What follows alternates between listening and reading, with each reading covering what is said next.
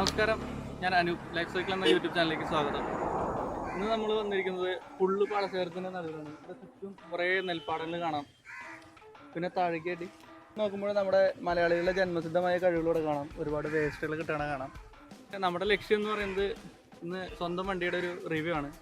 അപ്പോൾ എല്ലാവർക്കും ഒരു ആകാംക്ഷ ഉണ്ടാവും, ഒരു മോട്ടോർ വ്ളോഗിങ് ചെയ്യുന്ന അല്ലെങ്കിൽ ഓട്ടോമൊബൈൽ വ്ളോഗ് ചെയ്യുന്ന ഒരാളുടെ വാഹനം ഏതായിരിക്കുന്നുള്ളത്. എൻ്റെ വാഹനം എന്ന് പറയുന്നത് 2009 മോഡൽ ഫിയറ്റ് ലിനിയാണ്. ഈ കാറ് നമ്മളൊരു യൂസറുടെ നിന്നും സെക്കൻഡ് ഹാൻഡ് ആയിട്ട് വാങ്ങിയ വണ്ടിയാണ്. 2009 മോഡല് ഡീസൽ എഞ്ചിൻ ഫിയറ്റ് ലിനിയാണ്.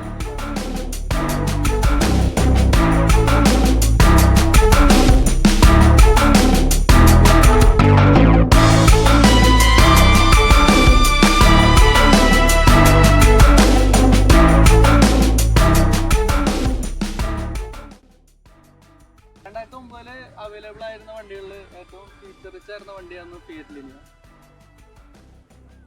ഈ വാഹനം തന്നെ ഒരു നമ്മുടെ ഈ വാഹനത്തിൽ ഫിയറ്റ് ലിനിയയുടെ തന്നെ ടോപ്പ് എൻഡ് വേരിയൻ്റായ ഇമോഷൻ പാക്ക് വേരിയൻ്റാണ് നമ്മൾ ഉപയോഗിച്ചിരുന്നത്. ഇതൊരു 5 കൊല്ലമായിട്ട് എൻ്റെ കയ്യിലുണ്ട്. ഈ വാഹനം അന്ന് അവൈലബിൾ ആയ വാഹനത്തിൽ നല്ല സ്റ്റെബിലിറ്റി ഉള്ളൊരു വാഹനമാണ് ഫിയറ്റ് ലിനിയ. നമ്മുടെ വാഹനത്തിൻ്റെ ടോട്ടൽ ലുക്ക് വരുന്നത് ഇങ്ങനെയാണ്. ഫ്രണ്ടിലെ കാഴ്ചയിലേക്ക് പോകുമ്പോൾ വലിയൊരു ഗ്രില്ലാണ് ഫിയറ്റ് ലിനിയയ്ക്ക് അന്ന് കൊടുത്തിട്ടുണ്ടായിരുന്നത്. പിന്നെ ഒരു കണ്ണിനോട് സാദൃശ്യം തോന്നിക്കുന്ന ഹെഡ് ലാമ്പുകളായിരുന്നു ഫിയറ്റ് ലിനിയയ്ക്ക്. പിന്നെ വശക്കാഴ്ചയിലേക്ക് പോകുമ്പോൾ നമുക്ക് 15 ഇഞ്ച് ടയേഴ്സ് റിമ്മ് കാണാം. പിന്നെ മിററിന് താഴെയൊക്കെ ക്രോമിൻ്റെ ഫിനിഷുകൾ കാണാൻ പറ്റും. പിന്നെ ഒരു പ്രത്യേകത രീതിയിൽ തന്നെയാണ് നമ്മുടെ മിററുകളുടെ പ്ലേസ്മെൻറ്റ് അന്ന് കൊടുത്തിരുന്നത്. ബാക്കി വണ്ടികളുടെ മിററിനെ അപേക്ഷിച്ച് പുറത്തേക്ക് കുറച്ച് പ്രൊജക്റ്റ് ചെയ്ത് നിൽക്കുന്ന മിററിലാണ് ഫിയറ്റ് ലിനിയയ്ക്ക് അന്ന് കൊടുത്തിരുന്നത്. പിന്നെ ഡോർ ഹാൻഡിലൊക്കെ ക്രോമിയോ ആയിരുന്നു. പിന്നെ അലോവിയിലായിരുന്നു നമ്മുടെ വണ്ടിക്ക് അന്ന് ഉണ്ടായിരുന്നത്. പിന്നെ പുറകിലെ കാഴ്ചയിലേക്ക് വരുമ്പോൾ ഒരു 3 റൗണ്ട് ഫിഗറിലേക്കുള്ളൊരു ടൈൽ ലാമ്പാണ് അന്ന് ഇതിന് കൊടുത്തിരുന്നത്. പിന്നെ പുറകിൽ തന്നെ ഫിയറ്റിൻ്റെ ആ ലോഗോ കാണാൻ പറ്റും. പിന്നെ ലിനിയ എന്നുള്ള എഴുത്തുണ്ട്. അതിൽ ഇപ്പോൾ നമ്മൾ നഷ്ടപ്പെട്ടേക്കാണ്. 15 കൊല്ലമായി നമ്മുടെ വണ്ടി. ഇപ്പോൾ ഏകദേശം റീടെസ്റ്റൊക്കെ ആവാറായി നിൽക്കുകയാണ്. പിന്നെ ബമ്പറിലൊക്കെ കുറച്ച് പെയിൻ്റൊക്കെ അവിടെ നിന്ന് ഇവിടുന്ന് കുറഞ്ഞ് പോയിട്ടുണ്ട്. പിന്നെ വലത്ത് വശത്തേക്ക് വരുവാണെങ്കിൽ നമ്മുടെ ഈ വണ്ടിയുടെ ഫ്യൂവൽ റീഫിൽ ക്യാപ്പൊക്കെ വന്നത് റൈറ്റ് സൈഡാണ്. ഇത് യൂറോപ്യൻ സ്റ്റാൻഡേർഡ് വാഹനമായതുകൊണ്ടാണ് ഇതിങ്ങനെ റൈറ്റ് സൈഡിൽ വന്നിരിക്കുന്നത്. സാമാന്യം ഗ്രൗണ്ട് ക്ലിയറൻസ് ഒക്കെ നമ്മുടെ വണ്ടിക്ക് ഉണ്ടായിരുന്നു.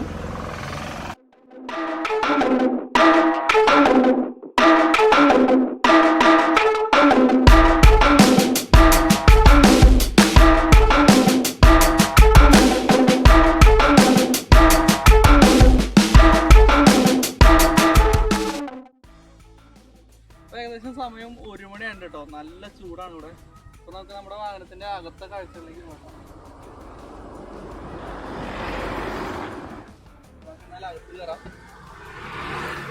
നമ്മൾ വണ്ടി സ്റ്റാർട്ട് ചെയ്ത് അകത്ത് കയറിയിട്ടോ. AC ഇട്ട് ഒന്ന് കൂളാണിരിക്കണേ. അപ്പൊ നമുക്ക് വണ്ടിയുടെ ഉള്ളിലാഴ്ച കാഴ്ചകൾ കാണാം. ഈ വണ്ടി ഫുൾ ഓപ്ഷൻ ആയതുകൊണ്ട് തന്നെ സ്റ്റിയറിംഗില് കൺട്രോളുകളുണ്ട്. ഇവിടെ മ്യൂസിക് കൺട്രോളുകളുണ്ട്. ഇവിടെ കോൾ എടുക്കാനുള്ള നെക്സ്റ്റ് ബട്ടൺ ഉണ്ട്. പിന്നെ ഈ വണ്ടിയിൽ 2 എയർ ബാഗ് ഫുൾ ഓപ്ഷനിൽ മാത്രം ലഭിച്ചിരുന്നു കേട്ടോ. അപ്പൊ ഒന്ന് സ്റ്റിയറിംഗിലും ഒന്ന് കോ പാസഞ്ചറിന്റെ ഡാഷ്ബോർഡിലായിട്ടായിരുന്നു. പിന്നെ ഒരു അലുമിനിയം ഫിനിഷിലാണ് ഇതിന്റെ ഇൻഫോർടൈൻമെന്റ് സിസ്റ്റം ഒക്കെ അന്ന് കൊടുത്തിരുന്നത്. പിന്നെ ഡ്യുവൽ ടോൺ AC കൺട്രോൾ ആണ്, ക്ലൈമറ്റ് കൺട്രോൾ AC ആണ് അന്ന് ഈ ഫുൾ ഓപ്ഷനിൽ വന്നിരുന്നത്. പിന്നെ ഒരു മ്യൂസിക് സിസ്റ്റം ഇവിടെ ഉണ്ട്. അപ്പൊ ഞാൻ പാട്ടധികം കേൾപ്പിക്കണില്ല. അത്യാവശ്യം നല്ല ക്വാളിറ്റി ഉള്ള മ്യൂസിക് സിസ്റ്റം തന്നെയാണ് ഈ വാഹനത്തിൽ കൊടുത്തിരുന്നത്. പാട്ടധികം കേൾപ്പിക്കാനുള്ള നല്ല കോപ്പറേറ്റ് കിട്ടി കഴിഞ്ഞാൽ നമുക്ക് പണിയാവും.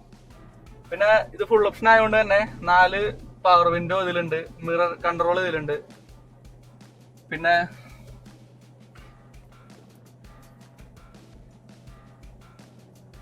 ഈ കൊടുത്തിരിക്കുന്ന സ്വിച്ചുകൾ എന്താന്ന് വെച്ചാൽ ഇത് ഫോഗ് ലാമ്പിന്റെയും ഹെഡ്ലൈറ്റ് കൺട്രോളിന്റെയും പിന്നെ ഇത് ഇൻസ്ട്രുമെന്റ് ക്ലസ്റ്ററിലെ സെറ്റിംഗ്സിന്റെ ഒക്കെയാണ്.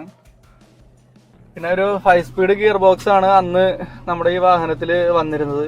ഗിയർ നോബൊക്കെ ഈ 15 കൊല്ലമായതുകൊണ്ട് തന്നെ ഇതുമത്തെ ലെതർ റാപ്പിംഗ് ഒക്കെ ആകെ നശിച്ചു. പിന്നെ സ്റ്റിയറിങ്ങിന്റെ ലെതർ റാപ്പിംഗ് നശിച്ചു പോയി. ഇനി കവർ ഇട്ടണതും ആകെ ഡേർട്ടി ആയിട്ടാണ് ഇരിക്കുന്നത്. നമുക്കത് എന്തായാലും റെസ്റ്റോറേഷൻ വർക്കിൽ അത് മാറ്റണം.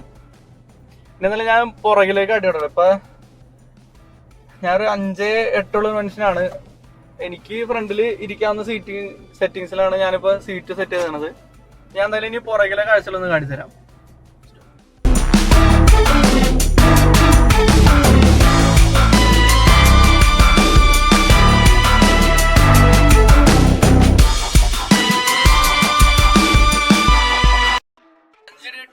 എനിക്ക് ഇവിടെ അത്യാവശ്യം ലെഗ് സ്പേസ് ഞാൻ ഡ്രൈവിംഗ് സീറ്റിൽ ഇരിക്കുമ്പോഴുള്ള സീറ്റിംഗ് സെറ്റിംഗ്സിൽ ഇവിടെ കിട്ടുന്നുണ്ട്. ഇപ്പുറത്തെ സീറ്റ് കുറച്ച് ഫ്രണ്ടിലേക്ക് കയറ്റിയിട്ടാണ്. അത്യാവശ്യം ലെഗ് റൂം കൂടെ കിട്ടുന്നുണ്ട്. പിന്നെ ഫുൾ ഓപ്ഷൻ ആയതുകൊണ്ട് തന്നെ ഇതിന്റെ റിയറിലേക്കും ഒരു AC വെന്റ് ഇവിടെ നമ്മൾക്ക് കൊടുത്തിട്ടുണ്ട്. ഇത് എന്റെ കുട്ടികളെ ചവിട്ടി പൊട്ടിച്ച് നാശമാക്കി ഇട്ടാണ് കേട്ടോ. പിന്നെ ഇതിന്റെ സീറ്റിങ് നമ്മള് വാങ്ങുമ്പോൾ തന്നെ ആഫ്റ്റർ മാർക്കറ്റ് ആയിട്ട് ചെയ്തിരുന്ന സീറ്റിംഗ് ആണ് കേട്ടോ. ഇതിന്റെ ശരിക്കും സീറ്റിന്റെ കളർ എന്ന് പറയുന്നത് ഈ കാണുന്ന കളറാണ്. നമുക്ക് റീസ്റ്റോറേഷൻ ചെയ്യുമ്പോൾ ഈ സീറ്റ് തന്നെ നമുക്ക് കിട്ടുമെന്ന് നോക്കണം. ചിലപ്പോൾ അഴുക്കായോണ്ടായിരിക്കാം മുമ്പ് ഉപയോഗിച്ച ആളിത് ഈ കളർ ബ്ലാക്കിലേക്ക് മാറ്റിയിരുന്നത്. പിന്നെ ഇതിന് സെന്ററിൽ ആംറെസ്റ്റ് ഉണ്ട്. ശരിക്കും ഇതിന്റെ സീറ്റ് കവർ ചെയ്യുമ്പോൾ ഇതിന്റെ ഉള്ളിൽ ഫില്ല് ചെയ്ത കപ്പ് ഹോൾഡേഴ്സ് മറച്ച് കളഞ്ഞേക്കാണ്. പിന്നെ 4 ഡോറിലും ഓരോ സ്പീക്കേഴ്സ് ഉണ്ട്. 4 ഡോറിലും തന്നെ ട്യൂട്ടേഴ്സ് ഉണ്ട്, ട്യൂട്ടേഴ്സ് ഉണ്ട്. പിന്നെ ബാക്കിലൊരു ചെറിയൊരു ഡോർ പോക്കറ്റാണ് നൽകിയിരിക്കുന്നത് കേട്ടോ. 2 സൈഡിലും ചെറിയ ഡോർ പോക്കറ്റാണ് നൽകുന്നത്. അങ്ങനെ കുപ്പിയൊന്നും വെക്കാൻ പറ്റില്ലെങ്കിലും നമ്മുടെ വാലറ്റ് സാധനങ്ങളൊക്കെ ഇതിൽ സൂക്ഷിക്കാവുന്നതാണ്. പിന്നെ പുറകിലും ഈ വിൻഡോന്റെ കൺട്രോളുകൾ നൽകിയിട്ടുണ്ട് കേട്ടോ.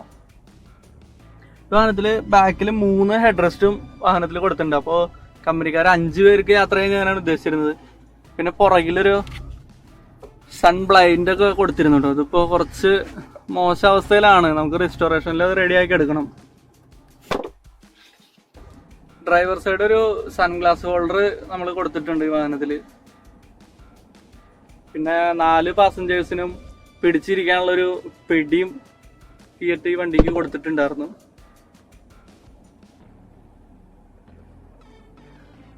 പിന്നെ നമുക്ക് പുറത്തേക്ക് പോകാം. പിന്നെ ബാക്കിലെ ഗ്ലാസ്സിൽ കാണുന്നത് അന്ന് ഫിയറ്റിൽ ഉണ്ടായിരുന്ന ഒരു വോയിസ് അസിസ്റ്റന്റിന്റെ മൈക്രോസോഫ്റ്റ് ആയിട്ട് പാർട്ട്ണർഷിപ്പിലുള്ള വോയിസ് അസിസ്റ്റന്റിന്റെ സ്റ്റിക്കറിംഗ് ആണ്. അതുപോലെ നമ്മുടെ വാഹനത്തിൽ ഇതുവരെ നമ്മൾ പൊളിച്ച് കളഞ്ഞിട്ടില്ല. നമ്മുടെ ഈ വാഹനം 15 കൊല്ലം പിന്നിടാൻ പോകാൻ കേട്ടോ. ഈ പറഞ്ഞ ജൂണിൽ നമ്മുടെ വണ്ടിയുടെ ഫസ്റ്റ് ഫിറ്റ്നസ് കഴിയും. അപ്പോൾ അതിനുശേഷം നമ്മൾ വീണ്ടും റിന്യൂ ചെയ്ത് കൊണ്ടു നടക്കണം നമ്മുടെ ആഗ്രഹം. ഇപ്പോൾ പലർക്കും സംശയം, ഡീസൽ വാഹനമല്ലേ, ഇന്ത്യ വിട്ടു പോയൊരു ബ്രാൻഡിന്റെ വാഹനമല്ലേ, ഇത് കണ്ടം ചെയ്യാൻ കൊടുത്തു തുടങ്ങുന്നത്. പക്ഷേ ഈ 5 കൊല്ലം ഉപയോഗിച്ചുകൊണ്ട് എനിക്ക് ഈ വാഹനമായിട്ട് അവിടെ ഒരു മെന്റൽ അറ്റാച്ച്മെന്റ് ഉണ്ട്. പിന്നെ മെന്റൽ അറ്റാച്ച്മെന്റ് മാത്രമല്ല, ഇന്ന് ഈ കാലത്ത് ഇത്രയും സേഫ്റ്റിയും റിലയബിലിറ്റിയും കംഫർട്ടും തരുന്ന ഒരു ഡീസൽ സെഡാൻ വാങ്ങണം എന്ന് വെച്ചാൽ അതിന് സാധിക്കില്ല കേട്ടോ. ഇപ്പം എല്ലാവരും ഡീസൽ എഞ്ചിനുകളൊക്കെ വിട്ടു, മാരുതി വിട്ടു, നമ്മുടെ സ്കോഡ വിട്ടു, വോക്സ്വാഗൻ വിട്ടു, എല്ലാവരും ഡീസൽ എഞ്ചിനുകൾ അപ്പാടെ കൈവിട്ടേക്കാണ്. ആ സമയത്ത് നല്ല മൈലേജ് കിട്ടുന്ന, നല്ല സേഫ്റ്റി ഉള്ള, ഒരു സ്റ്റെബിലിറ്റി ഉള്ള, നല്ല കംഫർട്ടുള്ളൊരു വാഹനം കീപ്പ് ചെയ്യാന്നുള്ളതാണ്. പിന്നെ ഈ വാഹനത്തിൽ ഉപയോഗിച്ചിരിക്കുന്ന multi jet 1.3 litre diesel engine, ഇന്ത്യയിൽ ഏകദേശം 16 വാഹനത്തിന് ഹൃദയത്തുടിപ്പ് ഏകിയ എഞ്ചിനാണ് ഈ വാഹനത്തിലിരിക്കുന്നത്. അപ്പോൾ ഈ വാഹനത്തോടൊരു അറ്റാച്ച്മെന്റ് തോന്നിയതുകൊണ്ടാണ് അന്ന് 5 കൊല്ലം മുമ്പ് ഈ വാഹനം എടുത്തതും പിന്നെ ഇപ്പോൾ സൂക്ഷിച്ചു കിടക്കുന്നത്. അപ്പോൾ നമ്മൾ ഈ അടുത്ത് തന്നെ നമ്മുടെ വാഹനം റെസ്റ്റോറേഷന് വേണ്ടി വർക്ക്ഷോപ്പിലേക്ക് കയറ്റാണ്. പെയിന്റ് ബ്ലാക്ക് തന്നെ ആക്കാന്നാണ് നമ്മൾ വിചാരിച്ചിരിക്കുന്നത്. അപ്പോൾ നിങ്ങളുടെ അഭിപ്രായം ഏതാണെന്ന് വെച്ചാൽ, ഈ ബ്ലാക്ക് അല്ല വേറെ ഏതെങ്കിലും കളർ ഈ വണ്ടിക്ക് അടിച്ചാൽ നല്ല ഭംഗി ഉണ്ടായിരിക്കുന്നു നിങ്ങൾക്ക് തോന്നുന്നുണ്ടെങ്കിൽ നിങ്ങൾ ആ കളറൊന്ന് കമൻറ്റ് ചെയ്യുക. നമുക്ക് ഇഷ്ടപ്പെടുകയാണെങ്കിൽ നമ്മൾ ആ കളറിലേക്ക് മാറ്റുന്നതായിരിക്കും. അല്ലാത്ത പക്ഷം നമ്മൾ ഈ ബ്ലാക്ക് തന്നെ ഒന്ന് ആക്കാനാണ് നമ്മൾ ഉദ്ദേശിച്ചിരിക്കുന്നത്. അപ്പോൾ ഇനി വരും ദിവസം നമ്മുടെ ഈ വാഹനത്തിൻ്റെ റെസ്റ്റോറേഷനെ സംബന്ധിച്ച വീഡിയോകൾ ഇനി വരുന്നതായിരിക്കും. അപ്പോൾ ഇത്രയാണ് എൻ്റെ വാഹനത്തെക്കുറിച്ച് എനിക്ക് പറയാനുള്ളത്.